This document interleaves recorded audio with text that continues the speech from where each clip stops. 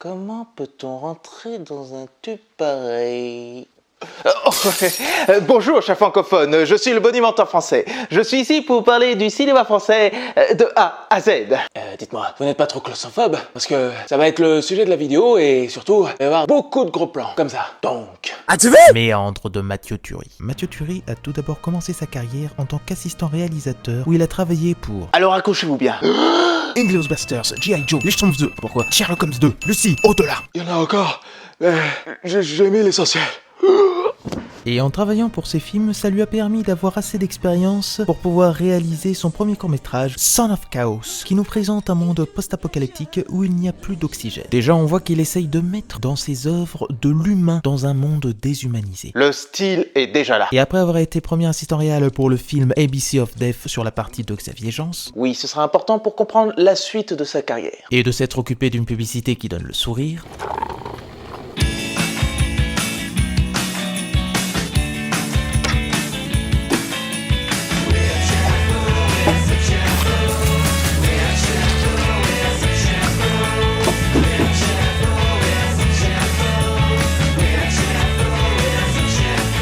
Oui, il faut toujours avoir le sourire pour boire un bon café.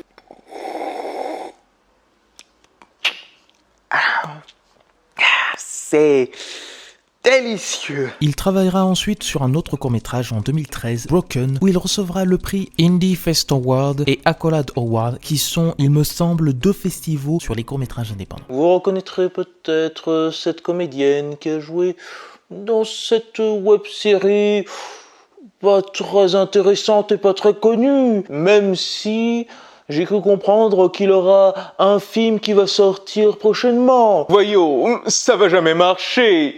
De la science-fiction à la française, voyons. Tout le monde va se moquer de nous. Déjà, on retrouve dans Broken le côté humain pour apprendre à se connaître l'un et l'autre, où ils sont coincés dans un ascenseur, et justement le côté claustrophobe qui sera sa marque de fabrique. J'espère que non, mais pour l'instant, c'est toujours le cas. Et suite à ce succès retentissant, il sera épaulé par Xavier Jans, encore lui, qui l'aidera à produire son premier film en 2018, Hostile.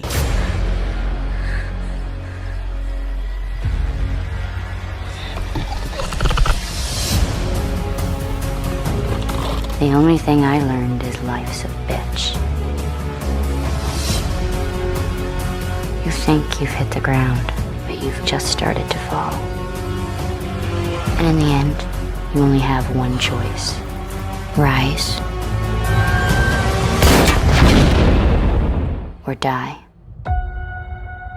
Que je n'ai malheureusement pas vu, mais qui divise pas mal, comme le film du jour, donc ça m'intrigue. Et enfin, il réalisera donc en 2019 le film Méandre que nous allons traiter aujourd'hui, et d'où son titre n'a aucun rapport avec le fleuve de la Turquie. Et pour ceux qui me disent que c'est un Super Mario version horreur, vous n'avez aucune imagination.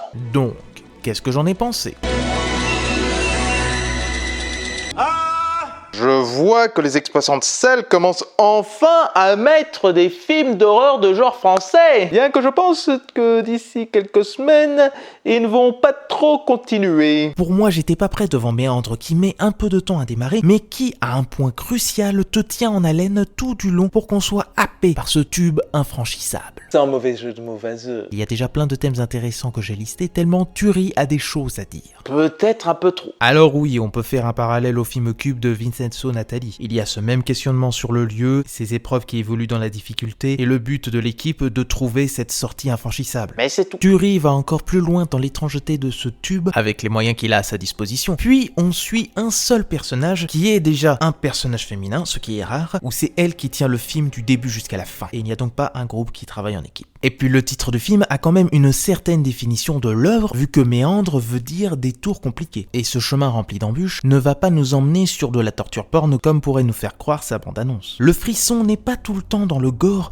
mais dans l'ambiance qu'il s'y dégage avec le personnage féminin qu'Elisa. Et pour ceux qui me disent que c'est de la New French extremisme, eh ben je pense qu'il faut que vous changiez d'avis parce que la personne qui vous a raconté ça, je pense qu'il n'y connaît pas trop en cinéma français pour parler de ça, hein, parce que la New French Extremism, putain, tu peux mettre sur n'importe quoi, ça veut rien dire. Bref, Turi a réussi à nous prendre par les tripes avec sa mise en scène fluide où il filme de très près notre actrice pour qu'on ressente cette claustrophobie, ce renfermement. La puissance des images est au niveau du métrage. Et la couleur des lieux est une belle représentation des décors pour, à mon humble avis, nous donner les sentiments de Lisa au fil de l'histoire pour avoir une espèce de malaise qui est assez forte. Aussi, on a en bonus la musique magnifique de Frédéric Poirier, qui est un collaborateur de longue date de Turi et qui envoie du très lourd. Et qui me rappelle le score de Hans Zimmer pour The Dark Knight avec ses BAM BAM BAM BAM BAM. Mais sa musique ne nous fait pas entendre que ça, heureusement. Il permet aussi de donner une touche de mélancolie pour qu'on ressente les émotions de notre protagoniste. Et la performance de Gaia West est vraiment époustouflante. Comme quoi,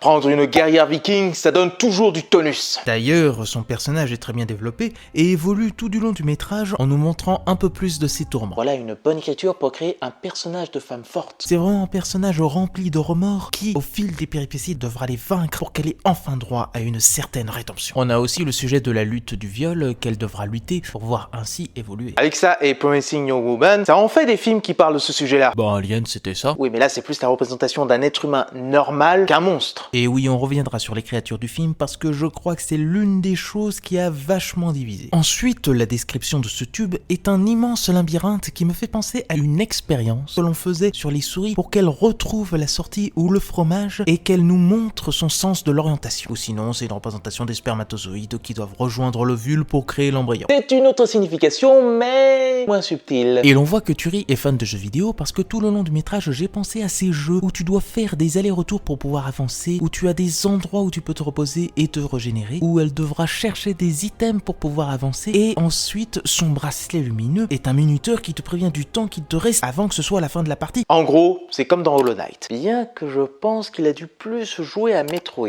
Peut-être que certains trouveront que l'histoire va dans tous les sens, mais pour moi, plus ça commençait à être bordélique, et plus je me questionnais sur le sens de cette quête de la liberté et de cet endroit tout en m'attachant à Lisa. Et là, on va passer à la zone spoiler pour approfondir l'analyse. Donc si vous ne l'avez pas vu, foncez le voir. Sinon, pour les autres, tant pis pour vous. Je vais tout raconter. Je vais mettre un timecode, bien sûr, ne vous inquiétez pas. Donc, on commence. Donc à mon humble avis, je pense que là où certains spectateurs sont sortis du film, c'est au moment où il y a eu ce zombie aveugle qui suit avec le son et part la traquer. Et puis j'ai du mal à me dire que c'est un zombie vu que pour moi, c'est le deuxième personnage emprisonné qui avait tenté hors du tube de la violer et de la tuer. C'est aussi la raison pour laquelle ils ont été attrapés et enfermés par des aliens pour avoir une seconde chance. Vous comprenez plus rien, c'est normal. Alors oui, il y a un manque d'explication, ce qui fait qu'on peut être perdu et que je pense c'est nous, spectateurs, qui devons décortiquer le film et en comprendre ses interprétations. Déjà, ce que j'en déduis, c'est que Lisa est morte avec son agresseur et qu'ils ont été emmenés par ces aliens que je les considère comme dieux. Ça, on l'a déjà dit. Oui, parce que bon, soyons honnêtes, il n'y a jamais vraiment eu quelqu'un qui a rencontré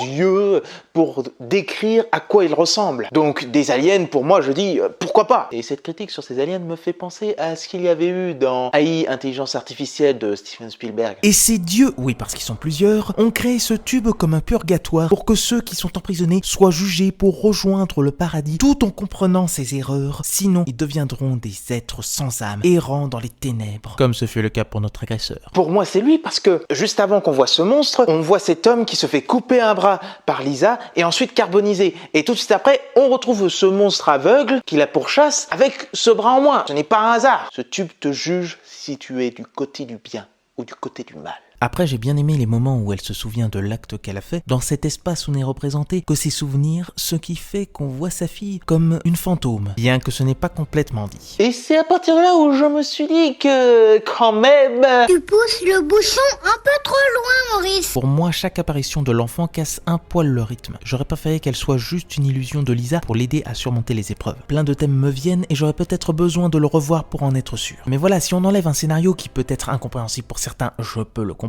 L'ambiance qui s'y dégage est là pour qu'on soit happé et qu'on suive Lisa sortir de cet enfer et rejoindre ce paradis. Oui, alors, ce n'est pas dit, mais c'est proposé. En tout cas, c'est étrangement ce que j'ai ressenti à la fin du film. Et question claustrophobie, on le ressent pour être vraiment immergé. Donc pour moi, ce n'est pas un énorme bordel d'écriture et l'histoire ne nous perd pas en route. Désolé, mais bon, question claustrophobie, méandre est supérieur à...